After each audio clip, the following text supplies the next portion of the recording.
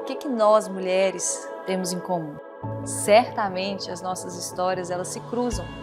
E para falar um pouco disso, eu convidei 5 mulheres para conversar um pouquinho sobre a história delas. Helena, Oi! vimos de uma forma tão maravilhosa como que os dilemas são os mesmos, os sentimentos muitas vezes, os sonhos, as dificuldades. Existe uma beleza de quando essas gerações se encontram. É uma ensinando a outra, porque nessas mesas, nessas conversas, há cura, nessas conversas há transformação, nessas conversas há consolo. E não existe espaço para competição ou rivalidade, pelo contrário, existe espaço para cooperação. São lugares importantes para que as gerações assumam seus papéis. Se hoje você encontrasse com a Helena de 20 anos, o que você diria para ela hoje a respeito de você? Quando eu tinha os 20 anos, eu nunca pensei em construir uma família. Qual que era o seu sonho aos 20 anos de idade? Eu sou do interior, né, da Bahia, né? Então, o meu sonho naquela época era sair da Bahia para São Paulo. Ajudar a família. Eu sou de uma família muito simples, mas Deus quis que eu viesse para Belo Horizonte, com 16 anos. Você tinha medo do futuro? Tinha De medo. quê, Eu por tinha exemplo? medo. Eu tinha um pouco de receio, porque meus pais eram separados, né, eu não saberia ainda como que eu iria lidar com o casamento, como que seria, porque eu não tive uma referência de família. O meu pai, ele é um pai muito bom pra mim, mas como esposa ele era terrível. Pra mim, o divórcio deles foi bom em alguns pontos. Ele não faz por mal, é só uma pessoa que não entende muito bem das coisas e a parte espiritual é muito forte.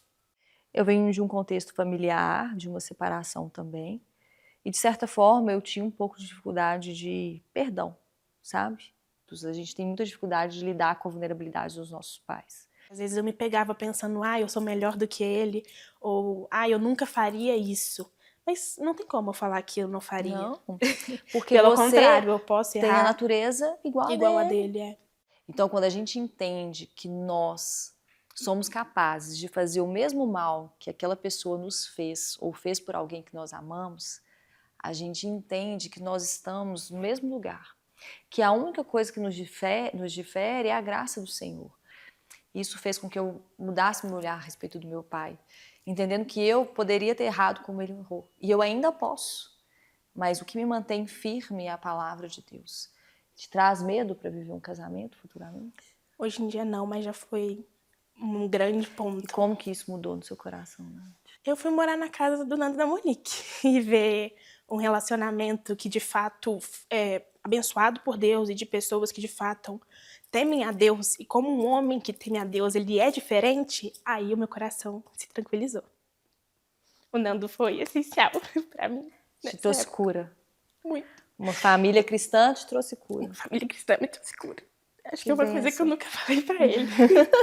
Tá falando agora. Tô falando agora. É uma família perfeita, Nath? Não. Você já compartilhou com a gente a questão da sua mãe, né? Que tá vivendo Alzheimer atualmente, né? Qual é a sua maior motivação, talvez, para se colocar nesse lugar de cuidadora dela hoje? É tudo que ela fez por mim. E nesse quadro demencial todo, que ela não me responde nada com nada, quase toda vez, mãe, quem é Jesus? Jesus é o amor da minha vida, eu amo. Então isso me emociona, porque, né, muitas das vezes nós mulheres ficamos como mães, a gente fica, às vezes, se perde, né, em tantas funções, em tantas coisas que a gente vai arrumando. Mas esse é o nosso papel dentro do nosso lar. E minha mãe fez isso. Então, o fundamental está feito.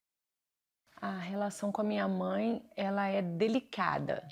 Gostaria que ela fosse mais amorosa, talvez, mais íntima. Meu pai morreu quando eu era um bebezinho. Fui criada pelos meus avós e pela minha mãe, mas minha mãe saiu cedo para trabalhar, né? Então ela precisava, então eu ficava muito com os meus avós.